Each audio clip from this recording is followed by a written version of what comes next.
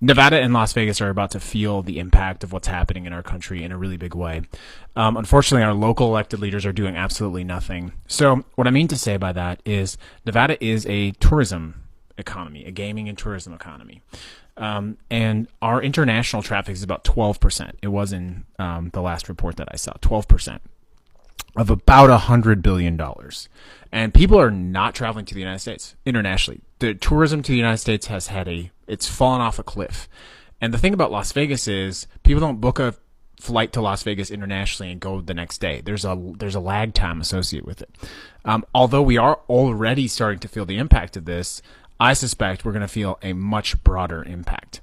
So what I mean to say that by that again specifically, if you're coming for a convention, that's like a 3-6 month, 1 year planning cycle. If you're coming, around seasonal travel, again, 3-6 month travel cycle. There is obviously last minute tourism, but a lot of that is cyclical and has a 3 to 6 to 9 to a year booking time. So our revenue from tourism and gaming was about $100 billion. So let's just say half of those international travelers stop coming. That's $6 billion. Do you know how many jobs are going to be eliminated if that happens? It could be potentially massive. It could be massive. And the deafening silence from our local elected leaders is astonishing. In the Great Recession, Obama famously used Las Vegas as an example of excessive spending, and everybody freaked out about that. And there was massive outcry. But when we basically have someone who has created an environment where, no one wants to travel now to the United States, crickets. We need our elected officials in Las Vegas to do more. We need them to stand up for us. We need to remind our elected officials in Las Vegas that they represent us. Or I fear the consequences are going to be economically devastating. Here's some Las Vegas breaking news that hasn't made the news yet. MGM Resorts just told all of their concierge employees across all of their properties, with the exception of Aria and Bellagio, that they are being laid off. This is a couple weeks after laying off the valet, doorman, and bellman at Excalibur and announcing the closure of the Luxor Buffet.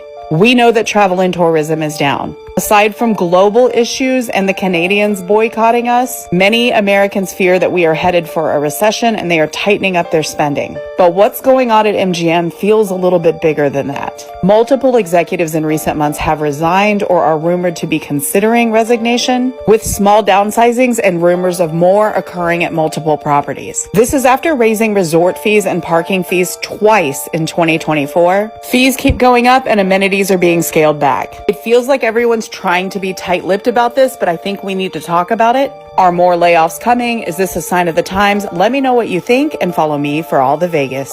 Why is Vegas so empty on a Friday night? Like, no traffic. Usually it's packed and no hay nadie. Look.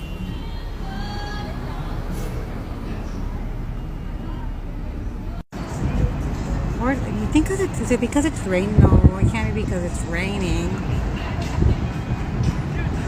There's like barely any people.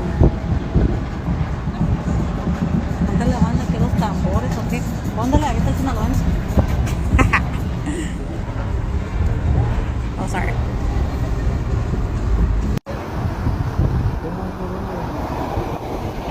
Yep.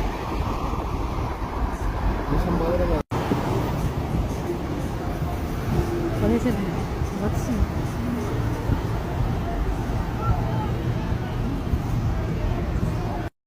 We're coming into the end of the first quarter, and you know what industry is already showing to take a hit? Go ahead, guess.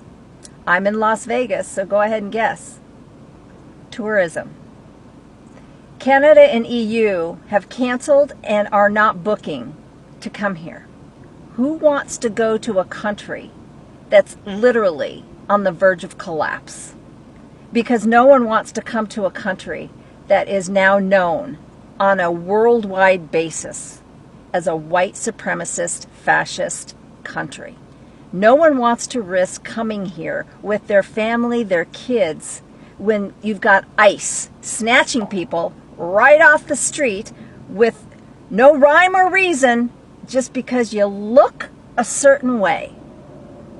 If you don't think that this summer is going to be a huge financial impact on all of us, especially cities that are geared up for the tourism industry, you're mistaken. People are not going to be spending their money on vacations or going to areas where they feel that they are not safe. It is not safe to come to the United States. That's the message that the world now sees with the United States. We are not a safe country to come to. That's the reputation that we now have. That's the reputation that we've earned by this regime. All right, we're in Vegas. This is supposed to be the city that never sleeps, but there's like literally no one around here at all. And on all of our walks pretty much tonight, we've seen nobody. So, I don't know. Is Vegas slowly dying out? Look, no one's here. Breaking news. Las Vegas teeters on the brink of recession. Las Vegas is facing a chilling economic slowdown, with warning signs flashing across its core industries. Visitor numbers are down, gambling revenue is falling, and international tourists, especially from Canada, are vanishing due to global tensions and U.S. tariff policies. A 5.4% drop in gaming revenue and a projected 1.1% decline in tourism could deal a multi-billion-dollar blow to the city's economy. Experts now say there's a 60% chance of a national recession, with Vegas among the first to feel it. Adding fuel to the fire, housing prices have skyrocketed 40% since 2020, while real wages barely moved, forcing some residents to spend up to 94% of their income on housing.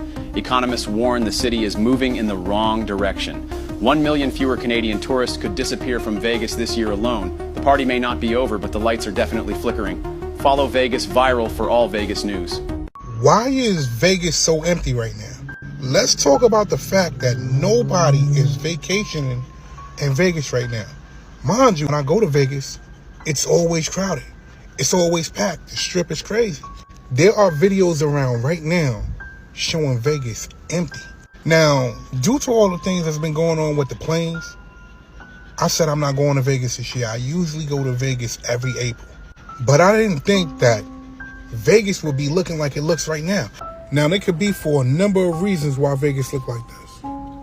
But I want to know why you think Vegas is dying, because usually at this time, Vegas is jam-packed. People are partying. People are gambling. Things are going on out there. Like I said again, I go to Vegas at least twice a year. What's going on in Vegas that people aren't going to Vegas? And brand new Canadian data seems to show this sharp downturn in travel actually accelerated in March, with a 32% drop in Canadian return trips from the US by car year over year, which is also the lowest number of Canadians coming back over the border since 2022. And the drop in Canadians booking flights to the US is pretty substantial too.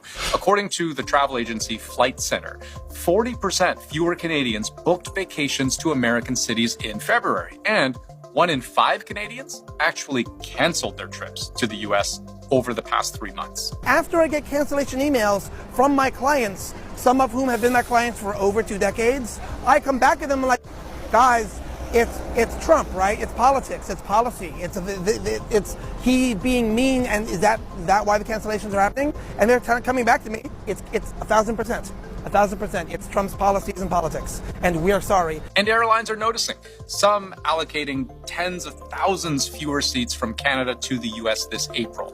United Airlines even going so far as to cancel a new daily route between Toronto and LA that it had planned to start up in May.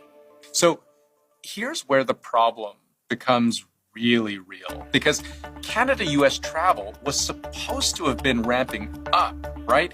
And as we've been approaching the busiest time of year, the summer months, what happens if this drop keeps dropping? The shock could be big. They'll be missed.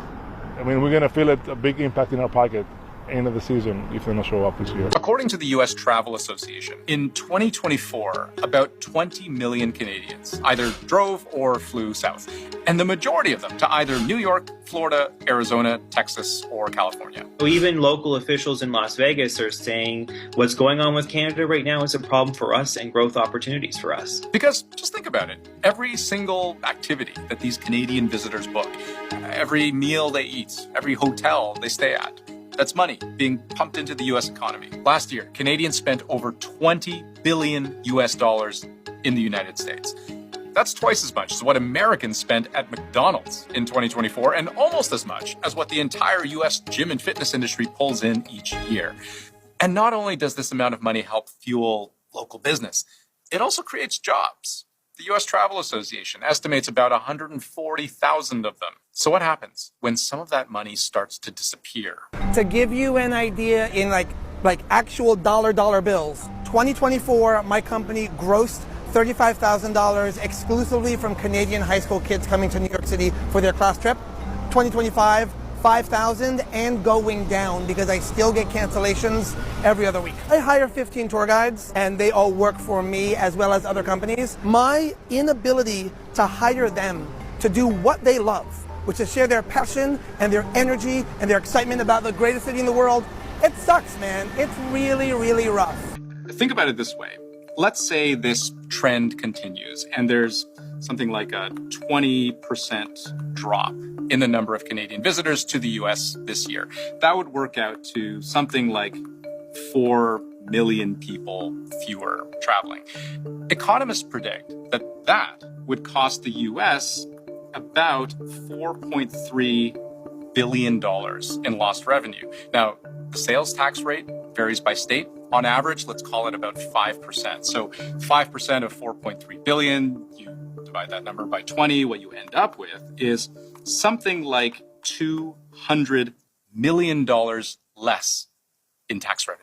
And when that's gone or it seriously declines, people notice. That's money that's not easily replaced by Americans. A lot of lawmakers are saying the current situation is not good for my state. We need to make some changes. We need to bring the Canadians back. So I think that we are having an impact. Question is, to what extent, if at all, can the damage be undone? Or does it only get worse from here?